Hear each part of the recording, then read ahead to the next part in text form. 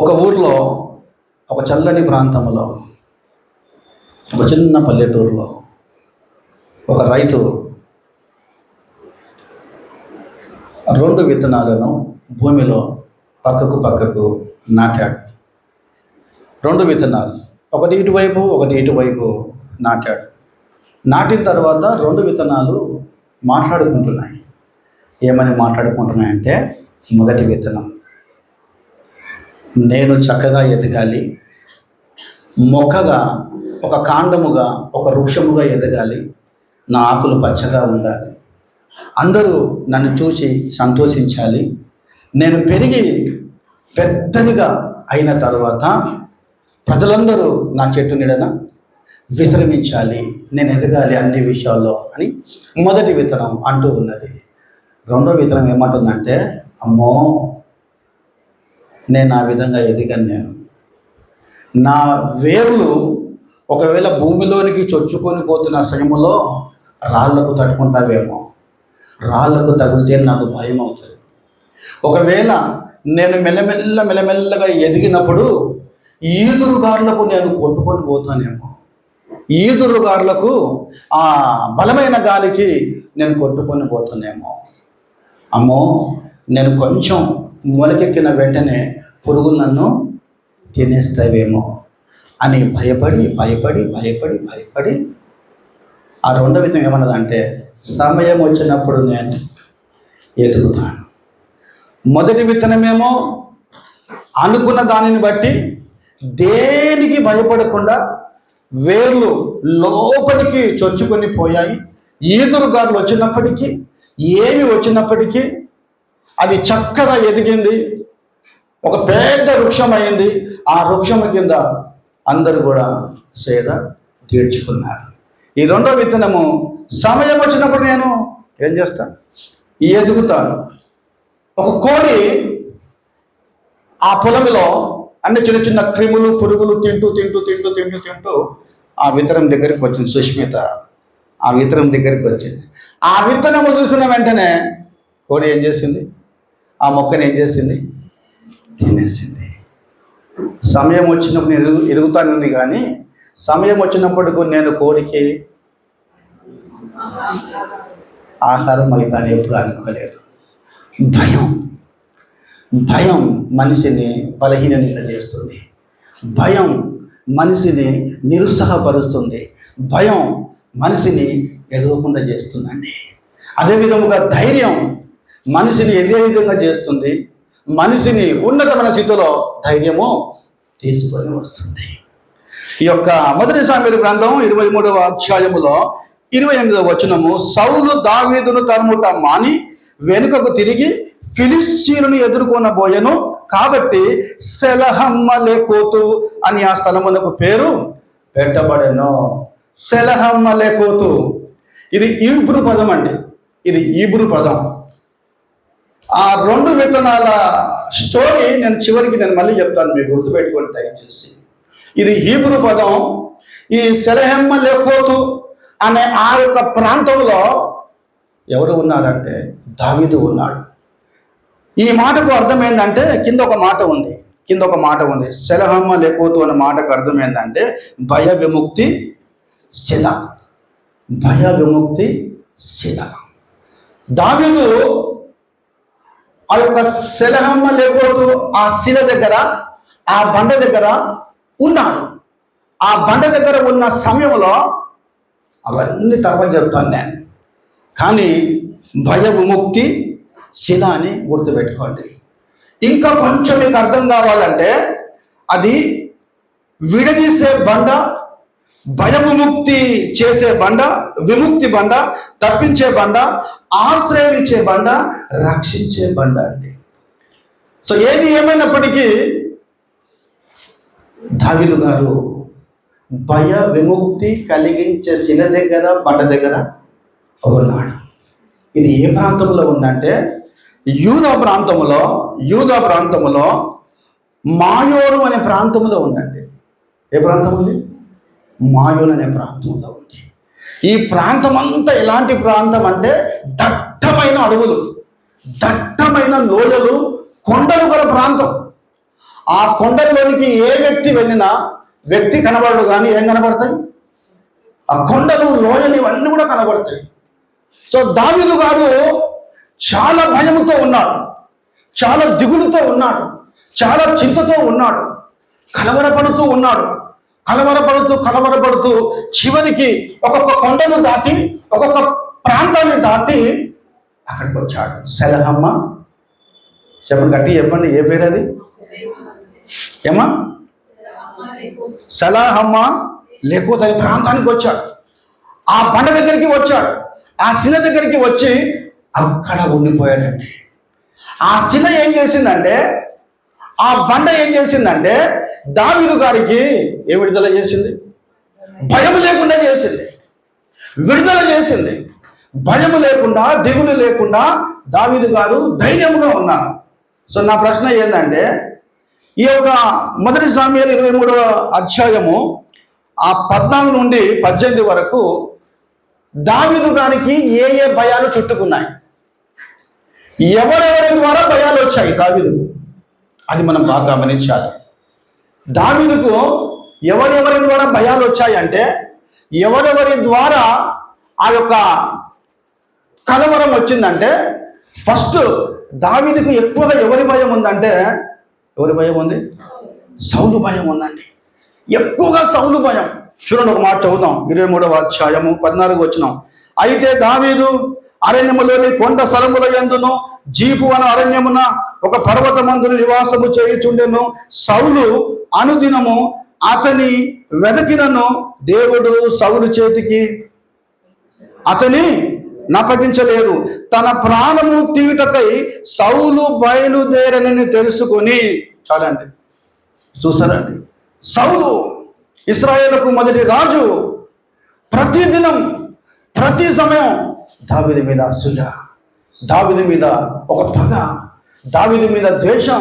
చంపాలి, దావీదును చంపాలి, దావీదును పట్టుకోవాలి, దావీదును వెదకాలి.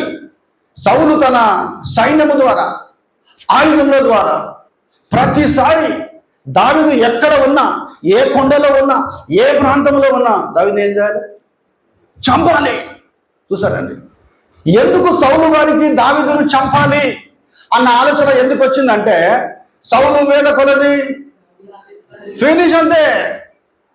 అప్పటి నుండి సౌలు గారికి దావీదు మీద ఏ చూపు వచ్చిందండి? విషపు చూపు. ఎలాగైనా చంపాలి. ఎందుకు చంపాలి అంటే, ఈయనని ఇదే విధంగా వదిలిపెడితే నేను కూర్చున్న నా సింహాసనం మీద ఎవరు కూర్చుంటారు? దావీదు కూర్చుంటాడు. ఇతను ఇదే విధంగా నేను వదిలేస్తే నేను కూర్చున్నప్పటికీ, నేను కూర్చోలేనప్పటికీ, నేను చనిపోయిన తర్వాత నా కుమారుడు యోనతాను కూర్చోవాలి, కానీ యోనతాను ప్లేస్లో ఎవరు కూర్చుంటారు? మళ్ళా దావీదు కూర్చుంటాడు. రాజకీయం అండి ఇది, పొలిటికల్ గేమ్ అన్నమాట. దేవుని ఆత్మ సౌలుకు ఉన్నప్పటికీ, దేవుడు సౌలు అభిషేకించినప్పటికీ సమూయేలు ద్వారా సౌలు ప్లాన్ ఏంటంటే దావీదును చంపాలి, దావీదును చంపాలి. ఇవన్నీ ఆలోచనలు, ఇవన్నీ కుట్రలు, ఇవన్నీ కూడా ఎవరు తెలుసు అండి? దావీదుకు తెలుసు, తెలిసిపోయాయి దావీదుకు. ఇంకోటి, సౌలు ఎన్నిసార్లు దావీదును చంపాలని ఎన్ని ప్రయత్నాలు చేసినప్పటికీ సౌలును చంపడానికి దావీదుకు అవకాశం వచ్చింది, కానీ దావీదును చంపడానికి సౌలుకు అవకాశం రాలేదు. కొన్ని చోట్ల చెంగును కోసాడు, నిజమా కదా?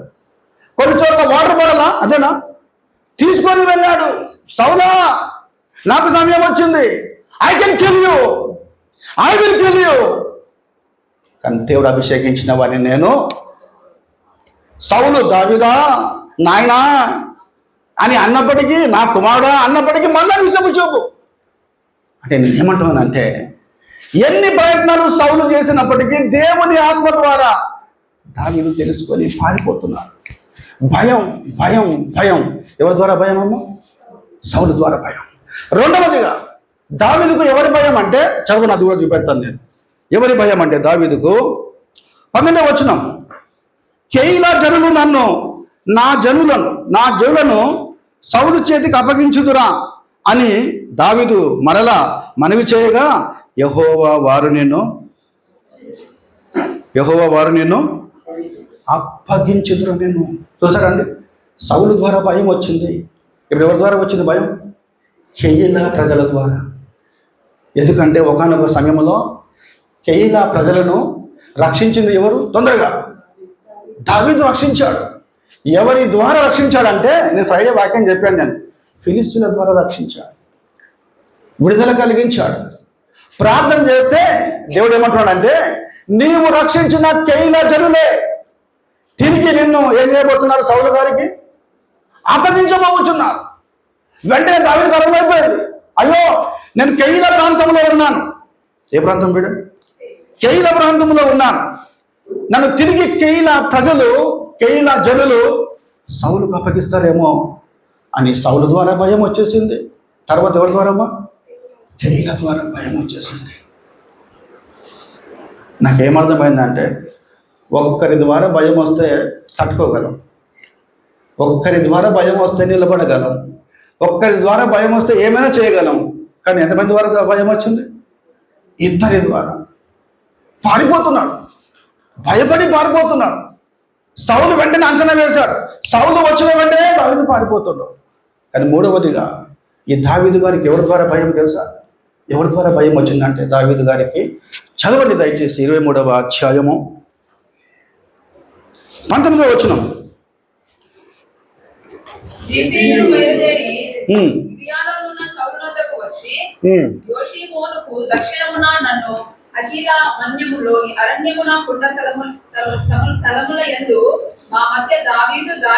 చాలా మరైట, హకీలా మాన్యములోని అరణ్యమున కొండ స్థలముల యందు మా మధ్య ఎవరంటున్నారండి మాట? జీపీలు. జీపు కాదండి, JEEP, జీపీలు. చూసారా, జీపీల దేశంలో ఉన్నారు. దావీదు గురించి అన్నీ తెలుసు. వీళ్ళు ఏం చేశారంటే, గిబియా దేశంలో ఉన్న సౌలు దగ్గరికి వెళ్ళి ఏమంటున్నారు? సౌలా, నీవు వెనుకుచున్న దావీదు, నీవు చంపబోచున్న దావీదు ఎక్కడ దాగున్నాడంట? ఓ మై గాడ్, మా మధ్యలో దాగి ఉన్నాడు. అంటే ఎవరో చెప్పారన్నమాట, జీపీల ప్రాంతంలో, ఆ కొండల ప్రాంతంలో దావీదు దాగి ఉన్నాడు అని ఎవరో చెప్తే వీళ్ళు విని సౌలు దగ్గరికి వెళ్ళారండి. కానీ వీళ్ళ మాటలు ఏంటంటే ఆశ్చర్యపోతున్నాయి. నేను ఆశ్చర్యపోతున్నా, వాళ్ళ మాటలు ఎంత ఏమంటారు, కొందరు ఏమంటారు అంటే, లేదు కొందరు ఏంటంటే తీయగా మాట్లాడుతుంటారు కదా, వీళ్ళ మాటలు అలా ఉంటే జీపీల మాటలు. చూడండి ఎంత బాగా చెప్తారు, చూడండి ఎంత బాగా చెప్తున్నా అంటే, రాజా 20వ వచనం, నీ మనోభీష్టం అంతటి చొప్పున దిగిరము. ఎంత బాగుంది కదా, సౌలా నీ ఇష్టము చొప్పున, నీ మనసు చొప్పున దిగిరము. తర్వాత ఏముందమ్మా? త్వరగా రైట్, రాజువైన నీ చేతికి దావీదును అప్పగించుట ఎవరి పని అంటే? ఇది ఎవరు అంటున్నారు? జీపీలు అంటున్నారు. దానికి ఇంకో మాట చదవండి.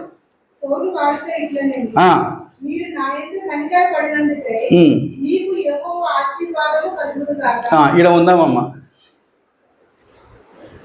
దేవుని అందు విశ్వాసం వచ్చిన కొంతమంది నన్ను చూడండి, దేవుని ఆజ్ఞలు తెలిసిన కొంతమంది ఈ విధంగా మాట్లాడతారు. సౌలు ఏమంటుందంటే, ఓ జీపీలారా, థ్యాంక్ యూ వెరీ మచ్, మీరు నా యందు ఏం చూపించారు అంటే ఎలాంటి కనికరం అంట? దావీదును పట్టిస్తున్నందుకు సౌలు మీద జీపీలకు ఏమొచ్చింది? కనికరం. వెంటనే సౌలు వారిని దీవించాడు. ఏమని దీవించాడమ్మా? మీకు యెహోవా ఆశీర్వాదము కలుగును గాక. ఈ మాట చెల్లుతుందా? ఏమన్నా ఈ మాటలో న్యాయం ఉందా? వచ్చిందేమో దావీదును పట్టుకోవడానికి, చంపడానికి వచ్చాడు సౌలు, అంతే కదా, చంపడానికి వచ్చాడు సౌలు. కానీ ఏముంటుంది ఇక్కడ? మీకు ఏం కలుగును గాక, మీకు యెహోవా అంటే దావీదు నాకు పట్టిస్తున్నాడు కాబట్టి, నేను దావీదును చంపబోతున్నాను కాబట్టి మీకు యెహోవా ఆశీర్వాదము. సో కింద ఇంకా ఏం మాట చదవదమ్మా ఏమున్నాయంటే, మీరేం చేయండి అంటే, దావీదు ఎక్కడ దాగి ఉన్నాడో బాగా గమనించి, బాగా వెతికి, ఆయన ఏ స్థలములో ఉంటాడో, ఎవరు వారిని చూస్తారో అవన్నీ సంగతులు నాకు తెలియజేస్తే నేను మీ వద్దకు ఇక చాలండి, ఇక్కడ స్టాప్ చేస్తాను నేను. దాన్ని వెళ్ళారా ముగ్గురు విషయాలు చెప్పాడు. దావీదు భయపడ్డాడు. దావీదు దిగులు పడి, కేయిల నుండి భయం వచ్చింది, సౌలు నుంచి భయం వచ్చింది, తర్వాత కేయిల నుంచి భయం వచ్చింది, తర్వాత జీబీలు, ఇంతమంది చుట్టూ దావీదు గురించి ఆలోచన చేస్తూ ఉన్నాడు.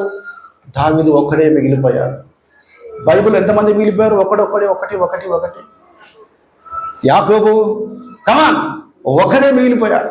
దావీదు కూడా ఒకడే మిగిలిపోయాడు.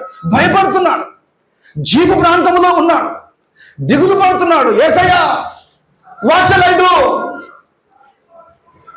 ఆ గుంపు ఇలా చేస్తున్నారు, ఈ గుంపు ఇలా చేస్తున్నారు, ఇగో ఇతను సౌలు ఇలా చేస్తున్నాడు, నేను ఏం చేయాలి ప్రభువా అన్నప్పుడు, దావీదు భయముతో ఉన్నప్పుడు దేవుడు ఒక దూతను పంపించాడండి. అది నాకు చాలా ఆదరణ కలిగించిన మాట. దావీదు బిక్కుమంటూ భయపడుతూ జీపు వరణంలో సమయంలో ఒక దూత వచ్చాడు. ఒక దూత వచ్చి ఆ దావీదును బలపరిచాడు. ఎలా బలపరిచాడంటే, చదవండి దయచేసి, చాలా చక్కని మాట అక్కడ ఉంటుంది. 17వ వచనం, 16వ వచనం. అప్పుడు సౌలు కుమారుడైన యోనాతాను లేచి వనములోనున్న దావీదునకు వచ్చి, నా తండ్రి అయిన సౌలు నిన్ను పట్టుకున్న జాలుడు, నువ్వు భయపడవద్దు, నువ్వు ఇశ్రాయేలుకు రాజు అగుదువు, నేను నీకు సహకారినవుదును, ఇది నా తండ్రి అయిన సౌలునకు తెలిసి ఉన్నదని అతనితో చెప్పి ఏం చేశాడమ్మా? అమ్మా ఇది సీరియస్గా తీసుకుందాం. నా తండ్రి రాజ్యం వెళ్ళడు, నేను రాజ్యం వెళ్ళను, కానీ ఎవరు రాజ్యం వెళ్తారు? నువ్వు రాజ్యం వెళ్తావు, ఇశ్రాయేలుకు రాజుగా ఉంటావు. ఇశ్రాయేలుకు ఏమై ఉంటావు? రాజుగా ఉంటావు. నువ్వు భయపడొద్దు, నువ్వు ధైర్యముగా ఉండాలి. యోనాతాను దావీదును బలపరిచాడు, అంటే బావగారిని బలపరిచాడు. యోనాతానుకు బావ ఎవరు? అరే బావ దావీదే కదా. యోనాతాను ఏం కావాలి? బామర్దే కదా. సౌలు కుమార్తె పేరు ఏం పేరు పెట్టా? మీకాలు కదా. ఓకే, వివాహం చేశాడు కదా. ఇప్పుడు సొంతం దావీదును ఎవరు చెప్పబోతున్నారు? మామనే కదా. ఒక ఫ్యామిలీలో ఇవన్నీ జరుగుతున్నాయండి. కానీ దేవునికి స్తోత్రం, అదే ఫ్యామిలీ నుండి, అదే కుటుంబం నుండి తండ్రి కఠినముగా ఉన్నాడు, తండ్రి సీరియస్గా ఉన్నాడు, తండ్రి దేవుని ఆజ్ఞలు మర్చిపోయాడు, దేవుని ప్రేమను మర్చిపోయాడు. కానీ మంచి గుణాలు వచ్చాయి. ఎవరికి? యోనాతానికి మంచి గుణాలు వచ్చాయి, మంచి బుద్ధి వచ్చింది. అందుకే కొంతమంది ఏమంటారంటే, అరే నువ్వు మీ నాయలాగా లేవురా, నువ్వు మీ తండ్రిలాగా లేవురా, నువ్వు మీ తల్లిలాగా లేవమ్మా. దేవుడు నీకు మంచి బుద్ధి ఇచ్చాడమ్మా, దేవుడు నీకు మంచి జ్ఞానం ఇచ్చాడమ్మా. నాకు అనిపిస్తుంది, దావీదు భయంతో ఉన్న సమయంలో దేవదూత వలె ఎవరు వచ్చారు? యోనాతాను దేవుడు పంపించాడు. అరణ్యములోనికి, జీపులోనికి, ఆ ప్రాంతంలోనికి, కొండలు గుట్టలు గల ప్రాంతంలోనికి యోనాతాను వచ్చి బలపరిచాడు, ధైర్యం ఇచ్చాడు. నాకు ఎంత మంచిగా అనిపించిందంటే, చివరిగా నేను కొన్ని మాటలు చెప్తాను. నేను ఒక ఊరిలో ఒక రిచ్ మ్యాన్, ఒక రిచ్ గొప్ప వ్యక్తి ఒక ఊర్లోనికి వచ్చాడు.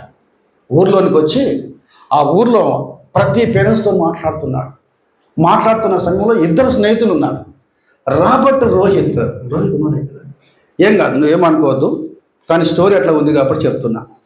రాబర్ట్, రోహిత్ వీళ్ళిద్దరూ చక్కని స్నేహితులు అండి. ఆ యొక్క గొప్ప వ్యక్తి వాళ్ళ దగ్గరికి వచ్చి వాళ్ళ పేరెంట్స్తో మాట్లాడి, మీరిద్దరూ చదువుకోవాలంటే నేను మీకు డబ్బు పెడతాను, మీరు నేర్చుకోవాలంటే డబ్బు పెడతాను నేను, కాబట్టి మీరు నగరానికి రండి, సిటీకి రండి, ఫర్ ఎగ్జాంపుల్ హైదరాబాద్కి రండి, నేను డబ్బు పెడతాను, నేను డబ్బు మిమ్మల్ని చదివిస్తాను అన్నప్పుడు రాబర్ట్ ఒప్పుకున్నాడు. రోహిత్ ఏమో, నన్ను చూడరా, ఏం లేదు, ఇట్లా ఎందుకు తీసుకున్నావురా? రోహిత్ ఒప్పుకోలేదండి. శ్వేత ఏమనుకోదు బిడ్డ, స్టోరీ అంతే. ఇది రోహిత్ ఒప్పుకోలేదు. సో రాబర్ట్ నువ్వు తీసుకొని వెళ్ళాడు. ఆ రిచ్ మ్యాన్ ఆ పట్టణానికి తీసుకొని వెళ్ళాడు. రాబర్ట్ కొన్ని ఇబ్బందులు వచ్చాయి, కొందరు ఎగతాళి చేశారు. విలేజ్ బాయ్ అంతే కదమ్మా, ఎగతాళి చేశారు. తట్టుకున్నాడు. మొదటిగా భయపడ్డాడు, తట్టుకున్నాడు. ఆ విధముగా తట్టుకొని చదివి చదివి చదివి కష్టపడి శృతి నన్ను చదివి చదివి చదివి చివరికి కష్టపడి పేరెంట్స్ దూరం ఉన్నప్పటికీ ఆ గొప్ప వ్యక్తి ఆ రాబర్ట్ను ఏం చేశాడు? డాక్టర్గా చేశాడండి. డాక్టర్గా చేసిన తర్వాత అతడు మంచిగా కోటు వేసుకొని వాళ్ళ ఊరికి వచ్చాడు. వాళ్ళ ఊరికి వచ్చిన తర్వాత అందరూ సెకండిస్తున్నారు. నాన్న వెరీ గుడ్ నాన్న, చాలా సంతోషం నాన్న. అందరూ సెకండ్ ఇస్తూ ఉన్న సమయంలో మెల్లగా ఎవరు వచ్చిండ్రు? చెప్పు, ఏం కాదు. మెల్లగా రోహిత్ వచ్చాడు. వచ్చి కొంచెం అసూయ వచ్చేసింది, కొంచెం ఈర్ష్య వచ్చేసింది. ఊర్లో ఉన్న వ్యక్తి, హాయిగా స్నేహితులం ఉన్న మేమిద్దరం కూడా సిటీకి వెళ్ళిండు, డాక్టర్ అయ్యి వచ్చిండు. అందరూ వెళ్ళిపోయారు. వెళ్ళిపోయిన తర్వాత ఇద్దరే మిగిలారు. అప్పుడు రాబర్ట్ అడిగి ఎందుకు రోహిత్ నా వెంట వస్తే బాగుంటుండే కదా, ఇద్దరము కలిసి చదువుకొని ఏమయ్యే వాళ్ళం తెలుసా? రోహిత్ ఏమన్నాడంటే, భయం. అమ్మో హైదరాబాద్, అందరూ వదిలిపెట్టి నేను రావాలి నా హైదరాబాద్కి. నేను భయపడి రాలేదు రాబర్ట్ అన్నాడంట. అప్పుడు రాబర్ట్ ఏమన్నాడంటే, నేను కూడా భయపడ్డాను, నాకు కూడా దుఃఖం వచ్చింది, నాకు కూడా బాధ వచ్చింది, కానీ ధైర్యం తెచ్చుకొని నేను ముందుకు వెళ్ళిపోయాను. ధైర్యం తెచ్చుకొని దేవుని మీద భయభక్తి కలిగి, దేవుని మీద భారం వేసుకొని, దేవుని మీద విశ్వాసం కలిగి నేను వెళ్ళాను. ఒకవేళ నేను ధైర్యము తెచ్చుకొని నీలాగా భయపడుతూ ఇక్కడే ఉంటే నీవు నేను కూడా చెప్పండి సేమ్ స్థితిలో ఉండేవాళ్ళం. అప్పుడు రోహిత్కి ఏమర్థమైందంటే, నాలో ఉన్న భయం నేను తీసేస్తాను, నేను కూడా నీలాగా చదువుకుంటానని ఫ్రెండ్తో పాటు మళ్ళీ అక్కడికి వెళ్ళిపోయాడు. దేవుని బిడ్డలారా, దేవుని వాక్యములో కూడా దావీదు భయపడుతున్నాడు. దావీదు భయపడుతూ కెయీలా నుండి ఎక్కడికి వచ్చాడమ్మా? జీపుకి వచ్చాడు. ఇంతవరకు బాగానే ఉందండి. జీపుకి వచ్చిన తర్వాత ముగ్గురు భయపడుతున్నారు. తర్వాత మళ్ళీ నాలుగో వ్యక్తి వచ్చాడండి. ఎవరు వచ్చారండి? నాలుగో వ్యక్తి కూడా వచ్చాడు. ఇప్పుడు మీరు చెప్పండి, ఎట్లా తట్టుకోవాలా దావీదు? ఎలా తట్టుకోవాలా? ఈ భయాలన్నిటిలో నుండి ఎట్లా తట్టుకుంటే, ఏ విధంగా తట్టుకుంటే బాగుంటుందండి? ఆ నాలుగో వ్యక్తి ఎవరో కాదు, సౌలు దగ్గర ఉన్న ఎవరండి? సైనికులు. సౌలు దగ్గర ఉన్న సైనికులు. దావీదు పారిపోతూ నాకు ఒక ఇంట్రెస్టింగ్ విషయం ఏంటంటే, పారిపోతూ జీపు నుండి పారిపోయాడు. పారిపోయిన తర్వాత ఎక్కడికి వచ్చాడు అంటే, ఆయన చదవండి దయచేసి 25వ వచనం. సౌలును 25వ వచనం.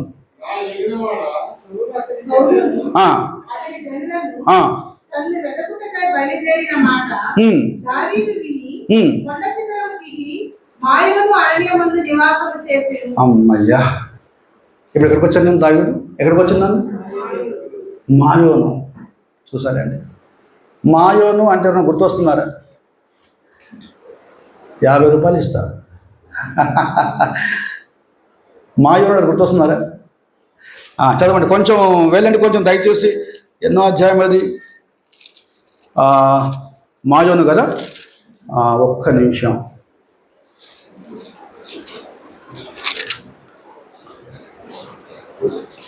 25వ అధ్యాయము 2వ వచనం.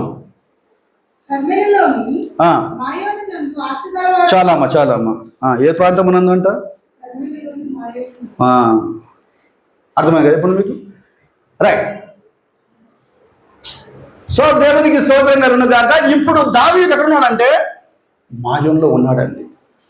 ఆ కొండ శిఖరం దిగుతున్న సమయంలో చివరిగా ఏం జరిగిందంటే,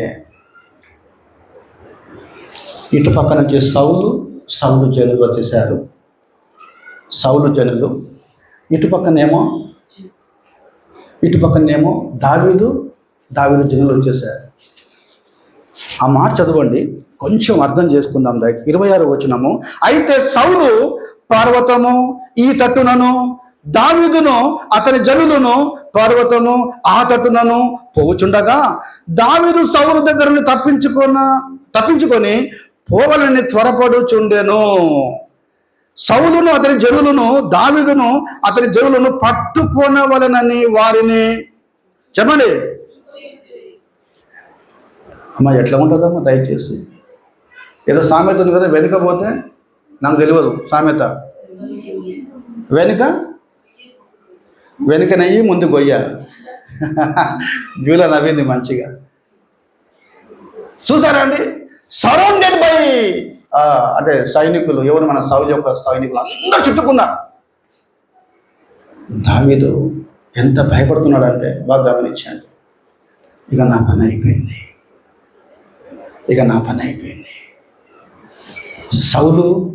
సౌలు జనులు నన్ను ఏం చేస్తారు?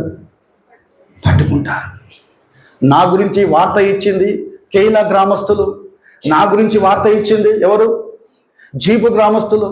నేను మయోన్లో ఉన్నాను, అది కూడా సౌలు తెలిసిపోయింది. అందరూ చుట్టుముట్టారు. దావీదు ఒంటరిగా ఉన్నాడు. సిచ్యువేషన్ చాలా భయంకరంగా ఉంది.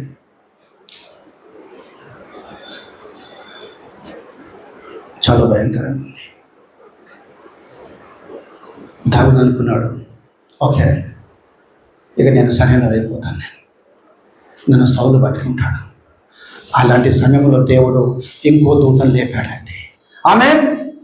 అలాంటి సమయంలో దేవుడు ఇంకో దూతను లేపాడు. మొదటి దూత ఎవరు? యోనాతాను. దేవుడు కొందరిని ఆయా సమయాలలో దూతల వలె, మేలు చేసే వారి వలె, క్షేమాన్ని కోరుకునే వాళ్ళ వలె చేస్తాడండి. సో అందరూ వచ్చేసారు. అకస్మాత్తుగా అలాంటి సమయంలో పట్టుకోండి, దావీదు మనకు దొరికాడు, కమాన్ క్యాచ్ హిమ్ అనగానే ఒక్కడు వచ్చేసాడండి. మెల్లగా వచ్చి ఏమన్నాడంటే, ఎవరు చదువుతారమ్మా? ఎస్.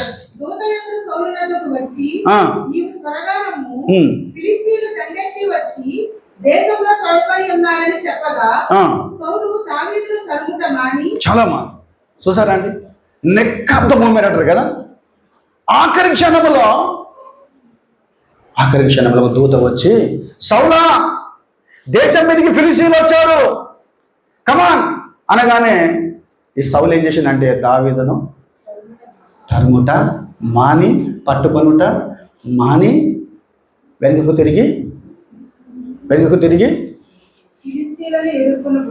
అంతే, వెనుకకు తిరిగి ఫిలిస్తీయులను ఎదుర్కొనపోయాడు. దేవుని బిడ్డలారా, మీరందరూ ఒకటి గమనించండి దయచేసి. మీరందరూ ఒకటి గమనించండి. ఇప్పుడు దావీదు ఎక్కడున్నాడు అంటే ఒక రాయి దగ్గర ఉన్నాడు. సెలహమ్మ ఏమన్నారు మీరు?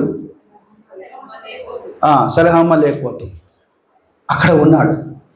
అది భయ విముక్తి శిల, అక్కడ ఉన్నాడు. మీరు ఊహించండి దయచేసి. అందరూ వెళ్ళిపోయారు. దావీదు ఒక బండ దగ్గర ఉన్నాడు, ఒక శిల దగ్గర ఉన్నాడు. ఇప్పుడు మీరు చెప్పండి, అందరూ వెళ్ళిపోయిన తర్వాత, సౌలు వెళ్ళిపోయిన తర్వాత దావీదుకు భయం ఉంటుందా, ధైర్యం ఉంటుందా? ఎగ్జాక్ట్లీ. దావీదుకు ధైర్యం వచ్చేసింది, దావీదుకు నెమ్మది వచ్చేసింది, దావీదు ఫ్రీ అయిపోయాడు, దావీదు చాలా బాగున్నాడు. దేవునికి స్తోత్రం కలుగును గాక అని ఆ రాతిని హత్తుకొని ఉన్నాడు, ఆ బండను హత్తుకొని ఉన్నాడు. దేవుడు ఆ సమయంలో ఆ బండ లేకపోతే, ఆ శిల లేకపోతే తప్పకుండా సౌలు దావీదును చెప్పండి పట్టుకునేవాడు. అందుకే దేవుడు తన భక్తుల కొరకు అప్పుడప్పుడు ఇలాంటివి ఏం చేశాడండి? ఇలాంటివి ఏర్పాటు చేశాడు. అందుకొరకే అది ఏంటంట? భయ విముక్తి శిల.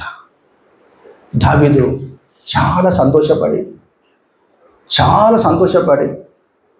తరుముచున్న వాళ్ళందరూ కూడా వెళ్ళిపోయారు. చాలా హ్యాపీగా ఈ శిల, ఈ బండ నాకేం కలుగజేసింది? తొందరగా నాకేం కలుగజేసింది? ధైర్యం కలుగజేసింది. ఇక్కడ వాక్యం ఆపుతానండి, ఇక్కడ వాక్యం ఆపుతాను. దేని బిడ్డారా, బండ అంటే మీరు ఏమో అనుకుంటున్నారు? దేవుని వాక్యంలో ఈ కీర్తనల గ్రంథం మనం చదివితే ఆయన నా ఆశ్రయము, నా కోట, నా కొండ, నా ఆశ్రయ దుర్గం అని బండ గురించి దావీదు చాలాసార్లు మనం వింటాం. ఆ బండ ఎవరో కాదు. ఎవరండి ఆ బండ? చదువుదామా దయచేసి. 1 కొరింథీ 14, త్వరగా 1 కొరింథీ 14.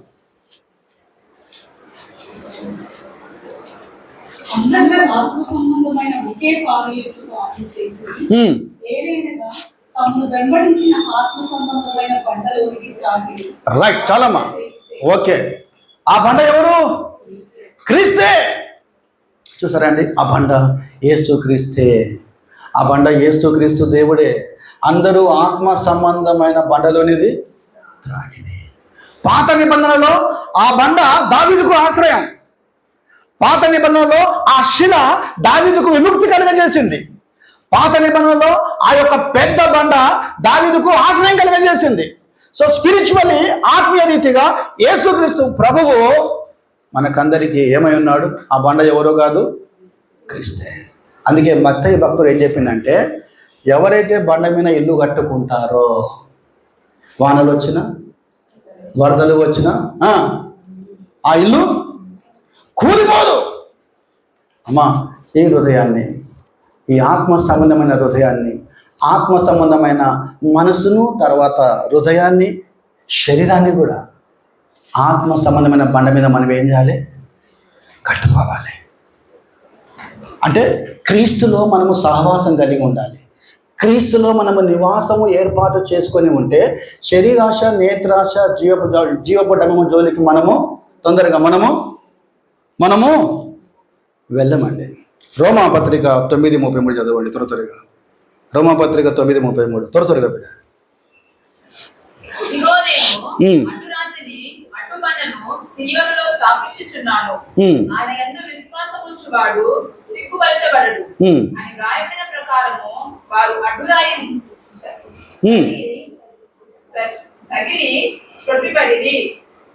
ఓకే, అక్కడ బండ గురించి ఉంటుందండి. ఆ తర్వాత మీరు చదువుకోండి. దాన్ని బిడ్డలారా, చివరిగా నేను చెప్పే విషయం ఏంటంటే, దేవుని వాక్యముల నుండి దావీదుకు భయ విముక్తి ఎవరు కలుగజేశారండి? దేవుడు. దావీదుకు సౌలు చేతిలో నుండి విడిపించిన వారు ఎవరండి? దేవుడు. దాన్ని బిడ్డలారా, దావీదు నలుగురి విషయంలో భయం కలిగి ఉన్నాడు. కానీ దేవుడు విడిపించాడు. అందుకొరకే చదవద్దు. కీర్తనలు 34వ అధ్యాయంలో ఏముందంటే, 4వ వచనంలో ఏముందంటే, నేను యెహోవాకు మొరపెట్టగా ఆయన నాకు కలిగిన భయములన్నిటిలో నుండి నన్ను. ఆ మాట నెరవేరిందండి. ఆ మాట నెరవేరింది. మీకు తెలుసా, ఈ రోజుల్లో చాలామంది క్రైస్తవులు అయినప్పటికీ, విశ్వాసులు అయినప్పటికీ ఏ భయాలు కలిగి ఉన్నారంటే, కొందరు మరణ భయం కలిగి ఉన్నారు. నేను చచ్చిపోతానేమో మరణ భయం. కొందరేమో వ్యాధి భయం కలిగి ఉన్నారు. ఈ వ్యాధి నాకు సోకింది, నాకేమవుతుందో అని. కొందరికి పరీక్షల భయం ఉంది. నేను పాస్ అవుతానో ఫెయిల్ అవుతున్నా. మా జ్యోతి అంటే నాకు డాడీ ప్రార్థన చేయ డాడీ, నాకు భయం అవుతుంది డాడీ. పరీక్షల భయం. కొందరికేమో నా లైఫ్ ఏంటి, నా పరిస్థితి ఏంటి, జీవితం గురించి భయపడుతుంటారు కొందరు.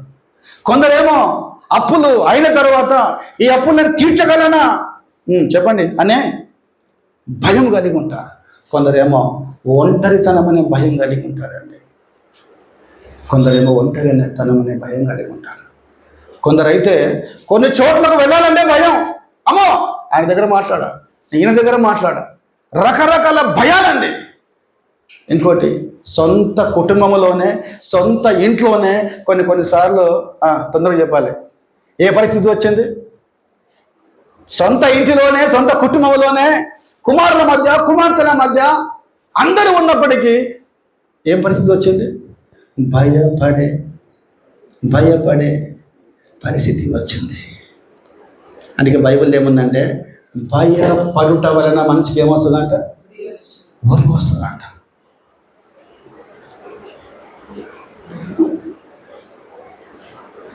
భయం మనిషిని పీడిస్తుందండి.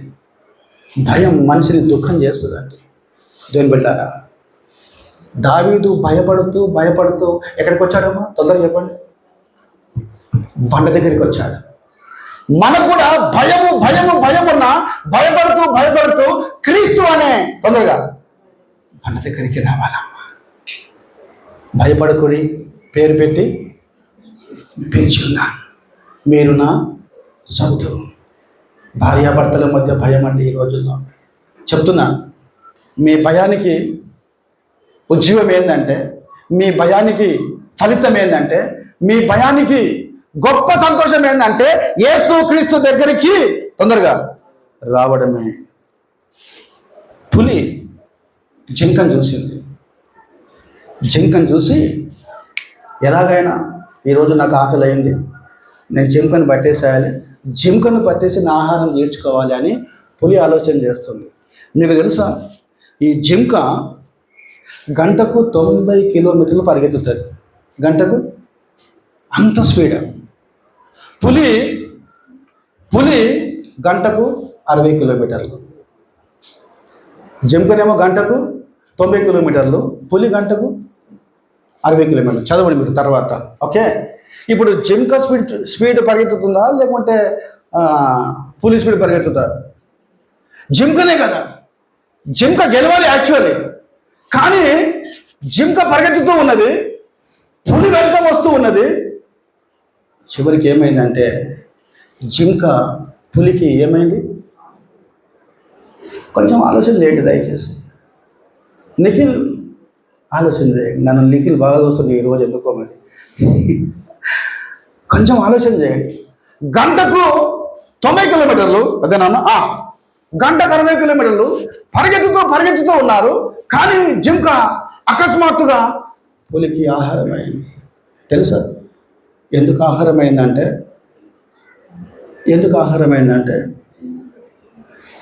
జింక అంత స్పీడ్ పరిగెత్తుతున్న సమయంలో పరిగెత్తుతూ ఇట్లా చూసిందంట. మళ్ళీ పరిగెత్తుతూ ఇట్లా చూసిందంట. Oh my God. Brother Rajasekhar గారి కుటుంబాన్ని దేవుడు దీవించను కానీ మా మనస్ఫూర్తి చెప్తున్నా బిడ్డ, రాజశేఖర్ గారి కుటుంబం. ఎందుకంటే కరెంటు బంద్ అయిన వెంటనే నాలో వేడి పుట్టిందండి. వేడి స్టార్ట్ అయింది. ఇక నేనేమనుకున్నానంటే అదేమో వస్తలేదు, ఇన్వర్టర్ వస్తలేదు. వెంటనే ఇక ఇది ఇప్పేసి నార్మల్గా ఫ్రీగా మంచి చక్కగా ప్యాకెట్ ఇద్దామని నేను అనుకుంటున్న సమయంలో వెంటనే ఒక దూత వచ్చాడండి. దూత ఏ దూత అండి? అబ్బో జాన్సన్. నిజం, కరెక్టే. అక్కడ బైబిల్ చెప్తున్నాను నేను. ఆయన మెల్లగా ఇటు అటు చూసి మెల్లగా వచ్చి అది క్లిక్ చేశాడు. అప్పుడు అనిపించింది, ఓ దేవునికి స్తోత్రం కలుగును గాక. Right, come to the point. According to our message, జింక దానికి ఏమైపోయింది? చూస్తుంది తిరుగుతుంది. అంటే చూస్తూ తిరుగుతున్న సమయంలో దాని వేగం ఏమైంది? కొంచెం వేగం తగ్గిపోయింది. ఆ వేగంలోనే ఈ జింకకు ఏం పుట్టిందంటే, కరెక్ట్, జింకకు భయం పుట్టింది. ఆ పరిగెత్తడంలో కొంచెం నిదానం చూపెట్టేసింది. వెంటనే పులికి ఏమైపోయింది? ఆహారం అయిపోయింది. దేవుని బిడ్డలారా, దేవునికి స్తోత్రం కలుగును గాక. ఒకవేళ జింకకు భయం లేకపోతే అది బ్రతుకుతుండే, తన ప్రాణాలు కాపాడుతుండే. ఈ రోజుల్లో చాలామంది ఇలాగే ఉన్నారండి. కాబట్టి భయం ఉన్నప్పటికీ ఆ భయం పుట్టించే రాళ్ళన్నీ కూడా ఏం చేయాలంటే, వినండి దయచేసి, భయం పుట్టించే రాళ్ళన్నీ కూడా ఏం చేయాలంటే మీ ముందు వేసుకోవాలంట. భయం పుట్టించే రాళ్ళన్నీ ఏం చేయాలి బిడ్డ? ఏ రాయి ఉందో భయం పుట్టేసి రాళ్ళన్నీ మీ ముందు వేసుకోవాలంట.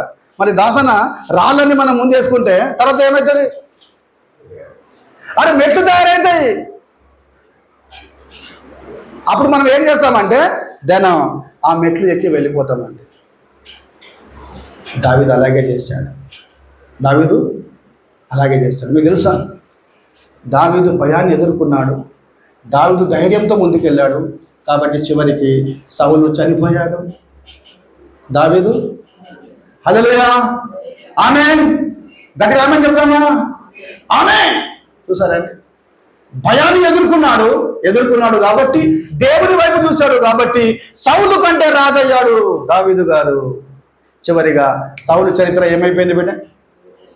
అంతకంతకు దావీదు వర్ధిల్లెను, అంతకంతకు సౌలు నీరసిల్లెను. ఇదండి దేవుని వాక్యం. అలాంటి కృప దేవుడు మనకందరికీ అనుగ్రహించును గాక. కన్ను మూసిపడి ప్రార్థన చేద్దాం.